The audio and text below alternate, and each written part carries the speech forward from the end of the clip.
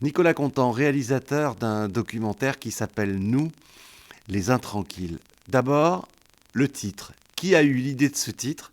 Parce que je trouve qu'il situe tellement ce qu'on découvre dans cette œuvre. Donc le titre, comme à peu près toutes les grandes décisions de réalisation de ce film, ont été pris en charge, été pris en charge par le collectif de réalisation. Donc on est un petit groupe d'une dizaine. Le nombre est un peu fluctuant selon les humeurs de chacun.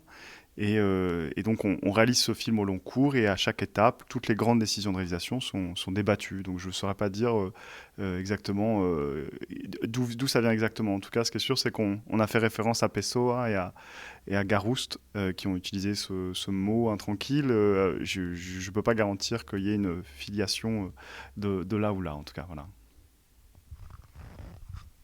Alors on a l'impression, quand on regarde le film, qu'on va voir un documentaire comme les autres. Et puis très vite, on se rend compte que les personnages de ce collectif, ils prennent le pouvoir. Vous vous êtes fait un peu déborder par ces personnages. Oui, je me suis fait déborder, mais je l'ai ardemment désiré. C'est-à-dire que vraiment, ce qui est à l'origine du projet, c'est de faire un film collectif et c'est de rendre aux personnes concernées le droit de raconter leur histoire. Pas seulement de faire un film sur les gens, mais de faire un film avec les gens. Parce que je pense que faire un film sur les gens, c'est en dernier lieu toujours les priver de prendre la parole eux-mêmes. Et donc, j'impulse ce documentaire qui petit à petit effectivement se fait pirater, on va dire, par les personnages qui deviennent co-auteurs. Et tout ça se déroule tout au long du film et jusqu'à la fin du film, jusqu'au choix du film, jusqu'au choix du titre et jusqu'au générique du film. Alors, le collectif vit dans un établissement qui s'appelle Antonin Artaud. Donc, je trouve que là, on est vraiment. Là aussi, c'est un signifiant très, très important. Parce que les intranquilles et le monde d'Artaud se retrouvent à travers ces personnages qui nous parlent de la différence, qui ne nous parlent pas de leurs troubles psychiques en réalité, mais d'une vraie différence qui finalement s'estompe plus on avance avec eux dans cette histoire et plus ce handicap, ce qui doit être un handicap au départ, ne l'est plus. Il y a un personnage qui résume très bien la situation, c'est que ce qu'il faut combattre, c'est pas la folie, c'est la souffrance. Et donc, effectivement, les gens ne sont pas assignés à des étiquettes, à des symptômes, comme ça peut être le cas dans la médecine en général. On s'accepte les uns les autres avec notre singularité, et donc le film se fait comme ça, effectivement. Qu'est-ce qui a été le plus difficile? C'est de mettre en scène ce qu'ils avaient envie de montrer à travers les scénettes du film, ou c'est la direction qu'on voulait donner à ce documentaire? À vrai dire, il n'y a pas de direction initiale. C'est-à-dire que moi, la seule direction que je donne, c'est la direction de la liberté. Moi, j'ai des petites idées de comment raconter le centre. Je le fais avec mes petits moyens de documentariste. Mais à vrai dire, je n'attends qu'une chose, c'est que le film dévite sa trajectoire et que la trajectoire, on puisse en convenir ensemble. Donc, à partir de là, le film est un grand bricolage. Il y a des gens qui arrivent à fabriquer des images par eux-mêmes, d'autres personnes qui se mettent à plusieurs pour fabriquer une scénette, comme vous dites. Il y a un petit peu toutes les configurations qui sont explorées dans ce film, et c'est ça qui en fait sa richesse, et peut-être aussi parfois sa difficulté à appréhender. On est un peu perturbé, je pense, en tant que spectateur, parce qu'il n'y a pas ce fil directeur, sinon l'acceptation de l'autre, oui.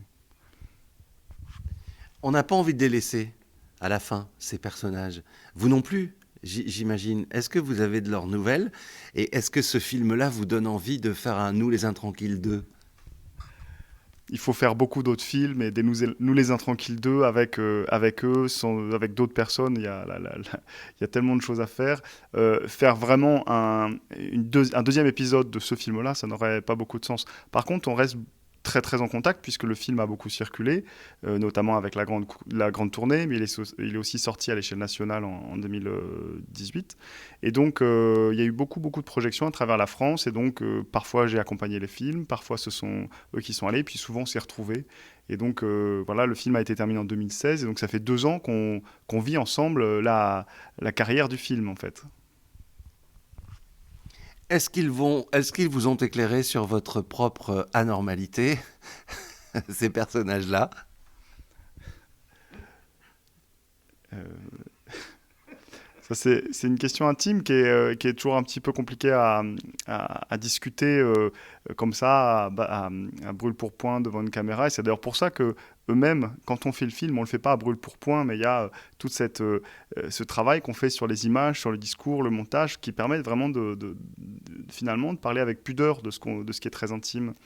Ce que je peux dire, c'est que euh, je crois évidemment pas à une norme comme ça de ce qu'il faudrait être, la norme du capitalisme. Il faudrait être performant, voilà, actif, obéissant, etc. Tout ce type de cadre normatif, je n'y crois pas. Et le film nous invite à ne pas y croire aussi, il nous invite à la subversion. Et, et au-delà de ça, il y a la question de comment on fait pour vivre ensemble. Et là, j'ai l'impression qu'il y a toujours une réinstitution de normes dans ce cas-là, mais il s'agit effectivement d'avoir des normes qui soient partagées, qui soient construites par les personnes à qui s'appliquent ces normes. Voilà. Et c'est pas notre monde, ça. Ça, c'est une utopie.